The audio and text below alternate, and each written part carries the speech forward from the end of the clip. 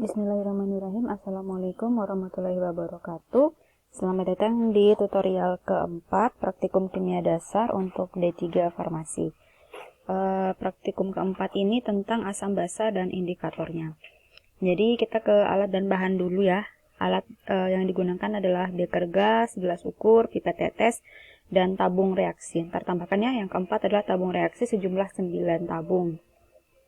Kemudian untuk bahannya yang digunakan adalah larutan HCl 0,1 m, kemudian larutan NaOH 0,1 m, larutan NaCl 0,1 m, kemudian lakmus merah, lakmus biru, indikator universal kertas pH, indikator metil orange, dan indikator fenol phthalate. Nah, untuk cara kerjanya ya, untuk indikator asam dan basa, pertama disediakan 9 ya. Ini diganti 9 buah tabung reaksi. Kemudian 3 tabung reaksi itu diisi dengan 5 ml larutan NaOH 0,1 m. Kemudian 3 tabung reaksi berikutnya diisi dengan 5 ml larutan HCl 0,1 m. Dan 5 tabung reaksi sisanya diisi dengan 3 tabung reaksi sisanya diisi dengan 5 ml larutan NaCl 0,1 m. Nah, kemudian masing-masing tabung diuji dengan indikator di bawah ini, amati warna yang terjadi dan tentukan pH masing-masing larutan tersebut. Jadi nanti kalian siapkan ya larutan NaOH 0,1 m. Kemudian kalian nanti tambahkan metil orange. Ketika ditambahkan metil orange ini warnanya berubah dari apa menjadi apa. Kemudian siapkan larutan HCl, diberikan metil orange. Warnanya bagaimana? Ada perubahan nggak dari warnanya? Kemudian larutan NaCl juga sama, diberikan metil orange, ada perubahan warna nggak ya? Misalkan ada perubahan warna dari bening ke orange atau dari bening ke warna merah dan seterusnya. Begitu juga yang fenol phthalate ya. Pada masing-masing larutan ini NaOH, HCl, dan NaCl itu ditambahkan fenol phthalate ya. Lihat terjadi perubahan warna atau tidak. Kemudian untuk lakmus biru dan lakmus merahnya ya. Larutan NaOH, HCl, dan NaCl ini kalian teteskan pada lakmus biru ya. Lihat apakah warnanya tetap biru atau warnanya berubah menjadi merah ya. Kalau misalkan warnanya berubah menjadi merah, maka larutan tersebut dia bersifat asam ya. Harusnya HCl berubah menjadi warna merah. Nah, kalau yang NaCl ini bagaimana? Apakah tetap biru atau berubah merah? Demikian juga dengan lakmus merah. Lakmus merah ini pada larutan NaOH yang bersifat basa harusnya dia berubah menjadi warna biru ya. Untuk HCl yang bersifat asam harusnya tetap warna merah. Nanti dibuktikan pada percobaan apakah benar NaOH nanti berubah dari merah menjadi biru ya. Bagaimana dengan NaCl? NaCl juga dilihat nanti. NaCl kan garam ya, harusnya dia netral. Dilihat nanti apakah perubahan warna atau tidak. Kemudian dengan kertas pH atau pH indikator ya, dilihat ketika diberikan NaOH, warna yang ditunjukkan itu warna pada pH berapa. Apakah pada pH ini kan basa ya, berarti pH-nya antara 8 sampai dengan 14. Dilihat perubahan warna, dilihat warna yang muncul itu warna pada pH berapa. Kemungkinan karena ini basa antara 8 sampai dengan 14. Demikian pula dengan yang HCl ya, ketika diberikan dengan pH indikator ya, ini kan asam, harusnya antara 1 sampai 6. Dilihat dia warnanya ada di pH yang mana, 1 sampai dengan 6. Kemudian yang NaCl juga demikian ya. NaCl ini kan garam ya, mestinya dia bersifat netral ya, sekitar 7 ya. Apakah benar dia berada pada pH sekitar 7. Nah, untuk garam harusnya dia ada pada pH netral ya, yaitu 7 ya, karena dia adalah campuran antara asam kuat dengan basa kuat. Mestinya pH-nya sekitar 7 sampai 7,6 ya. Kemudian kalau yang asam ya, pH-nya kurang dari 7, terutama pada ketika dicampur asam kuat dengan basa lemah. Kemudian kalau pH-nya di atas 7 itu biasanya pada basa ya. Bisa terjadi pada campuran asam lemah dengan basa kuat. Kemudian untuk yang lakmus dan kertas pH tadi diteteskan pada lakmus dan kertas pH-nya larutannya ya. Baik, kemudian Untuk yang tadi metil orange ini ya, warna aslinya kan dia apa? Kalian catat nanti ya warna aslinya, indikatornya warna aslinya apa ya, ketika dicampur dia berubah dari apa menjadi apa misalkan gitu ya. Nah kemudian pada ininya ya, tujuannya adalah ini untuk menentukan pH dari beberapa larutan, kemudian nanti mempelajari perubahan warna indikator karena pengaruh pH larutan.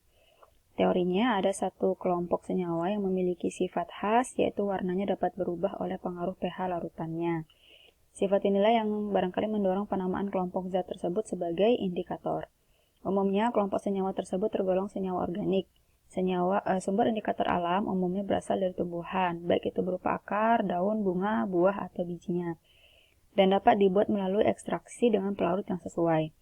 Selain indikator alam, dikenal juga indikator sintetik atau dibuat secara sintetik, terutama golongan sulfon, fetalein, dan fetalain.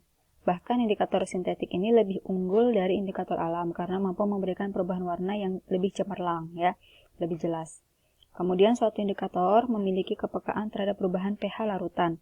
Ada juga kelompok indikator yang peka terhadap konsentrasi ion-ion logam tertentu seperti ion Mg, ion Ca, dan ion Cu. Indikator terakhir ini sering disebut dengan indikator metalokromik yang memiliki peran dalam titrasi kilometri. Nah, ini sekarang macam-macam dari indikator dari segi fungsinya ya. Dikenal beberapa macam indikator. Di antaranya indikator asam basa seperti lakmus yang akan digunakan pada praktikum hari ini. Juga fenolfetalain yang digunakan pada praktikum hari ini. Kemudian fenol merah, metil jingga, metil merah, bromtimol biru, bromkresol hijau, dan sebagainya. Kemudian ada indikator redoks, contohnya metilen biru, difenilamin, difenilbenzidin, nitroferoin, dan sebagainya. Kemudian ada juga indikator kulometri, berupa elektroda pembanding indikator. Yang keempat, indikator kelometri, indikator metalokromik yang tadi disebutkan itu ya. Ini contohnya eriokrom, bekti, kalmalgit, natrium nitroprusida. Yang kelima, indikator pengendapan atau indikator adsorpsi, contohnya pada iosin, ion kromat, ion feri, dan lain sebagainya. Kemudian ada indikator Pendar-Fluor atau indikator fluorescence, contohnya eritrosin, quinin, asam naftol sulfonat, dan sebagainya. Nah, di samping bahan-bahan indikator ini, terdapat pula indikator buatan yang sering digunakan, yaitu indikator kertas lakmus. Indikator kertas lakmus ini hanya berfungsi secara kualitatif, ya, hanya mendeteksi apakah dia bersifat asam atau basa, ya, melalui perubahan warnanya tanpa mengetahui kuantitas pH-nya berapa, ya. Jadi hanya kualitas pH-nya saja, asam atau basanya saja. Kemudian perubahan warna pada kertas lakmus ini diberikan pada tabel ini contohnya. Misalkan lakmus biru warna dasarnya biru, lakmus merah warna dasarnya merah.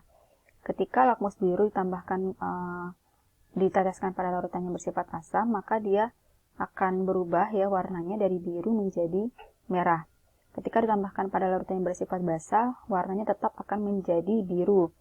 Pada larutan yang netral, misalkan pada garam, dia akan tetap berwarna biru. Demikian dengan lakmus merah dengan warna dasar merah, ketika ditambahkan asam, ya, dia tetap berwarna merah. Ketika ditambahkan dengan larutan basa, dia berubah dari merah menjadi biru. Ketika diteteskan pada larutan yang netral, dia akan tetap berwarna merah. Ya, nanti ini akan kalian buktikan pada percobaan yang pertama ya, pada percobaan kedua ya. Ketika nanti ditetesi dengan lakmus, apakah benar perubahannya seperti ini. Kemudian indikator sintetik ya, contohnya pada timol biru ya, ini dia daerah perubahan warnanya ya ketika jadi indikator sintetik ini biasanya digunakan untuk pada saat titrasi ya. Jadi misalkan kalian mau mentitrasi suatu bahan, misalkan asam kuat dengan basa kuat. Kita tahu asam kuat dan basa kuat itu dia terbentuk ketika pH-nya netral. Nah, maka kita bisa menggunakan bromtimol biru sebagai indikatornya. Apakah ketika kita meneteskan senyawa itu, gitu ya, apakah dia sudah pada rentang pH netral. Nah, yang paling mudah yang digunakan adalah dengan menggunakan indikator bromtimol biru. Nah, ketika misalkan kita teteskan perlahan-lahan pentitrannya ya, kemudian kita tambahkan bromtimol biru ini. ketika warnanya berubah dari kuning menjadi biru, maka dia berada pada pH antara 6 sampai dengan 0,7. Maka kita hentikan proses titrasinya ya. Kemudian kita cek menggunakan pH meter. Benar nggak dia sudah masuk dalam rentang 6 sampai dengan 7, karena tadi sudah terjadi perubahan dari kuning ke biru. Nah, yang perlu diperhatikan ketika mentitrasi adalah jangan sampai warnanya terlalu terang gitu ya. Karena kalau terlalu terang maka dia sudah dikhawatirkan sudah melewati dari batas yang ini ya. Kalau terlalu cemerlang warnanya, biasanya dikhawatirkan pH-nya sudah melebihi atau sudah jenuh gitu ya. Jadi misalkan kayak timun biru, maka dia untuk mendeteksi pada pH antara 1,2 sampai 2,8. Perubahan yang terjadi adalah dari merah ke kuning gitu ya. Kemudian ini juga phenol-ftal lainnya pada pH transisinya itu antara 8,3 sampai 10,1, dari pH dari yang tidak berwarna menjadi berwarna merah atau keping-pingan gitu ya.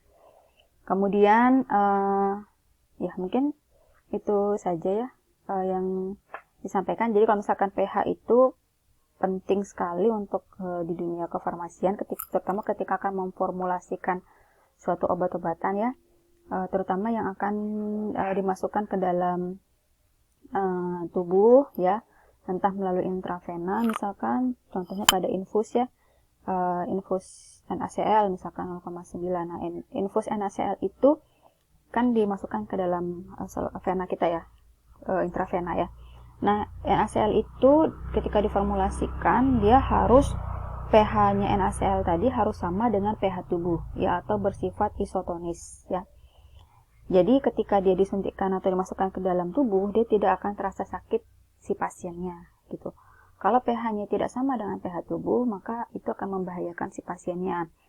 Yang pertama mungkin dia akan terasa sakit gitu ya. Yang kedua, yang parahnya bisa menimbulkan kematian jika pH-nya tidak sesuai dengan pH tubuh. Kemudian contoh lainnya adalah ketika sediaan tetes mata misalkan, tetes telinga, itu juga pH-nya harus sesuai dengan pH tubuh. Kalau tidak sesuai maka akan justru bukan menyembuhkan, malah dapat mengiritasi mata gitu ya. Jadi pH ini penting sekali untuk kita di dunia farmasi. Baik, mungkin itu saja. Jika ada yang tulis di kolom komen GCR ya. Saya tutup. Terima kasih banyak. Wassalamualaikum warahmatullahi wabarakatuh.